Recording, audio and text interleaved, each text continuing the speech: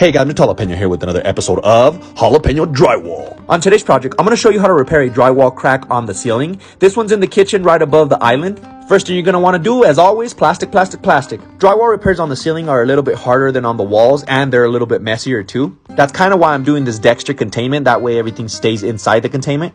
But anyways, now get your stud finder. You're looking for either an I-joist or a truss. And once you find them, you're going to want to put a couple screws right next to the crack. Just make sure not to go too deep in with your screws, because if you go too deep, it's just going to rip that drywall paper and the screw's not really going to hold anything. So once you're done with the screws, get yourself a utility blade. I recommend having a brand new blade for this. And what you're going to do is create a little valley where that crack was, or a beveled edge. And what this does is that it allows you to apply the hot mud into that little valley. That way the crack's not going to come back. Because at the end of the day, we never want that crack to come back. So by using screws, doing the little valley, and then applying some fiberfuse, it's just going to ensure that the crack doesn't come back. You can also use mesh tape, but what I really like about fiberfuse is that it's super thin. It doesn't stick to the ceiling like the mesh tape. So you're going to have to apply the mud and then the fiberfuse. That way it sticks. And the product I'm using, it's called Easy Sand 20. But if you're a beginner, I recommend to get the Easy Sand 45 or the 90. That way you have a little bit more time before it starts getting too hard. And you'll probably won't need to go as wide as I did on this patch. The reason why I went this wide is because there was a bump where the crack was. And if I didn't go this wide, the bump would have been very visible. So I just kind of try to feather out the bump, make it flat,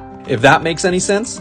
But once everything dries, it's time to sand. Just make sure that whenever you're sanding, you're using the correct respirator. I also recommend you get one of these sanding poles. It's much easier than using that sponge. And now if you do not have texture, you're pretty much done. Prime it and paint it. But unfortunately, or no, I should say fortunately, we're in Colorado, home of the Rocky Mountains and the knockdown texture. As you saw in the clip before, I wiped the edge with the wet rag. That way when I shoot the texture, it's not going to be noticeable.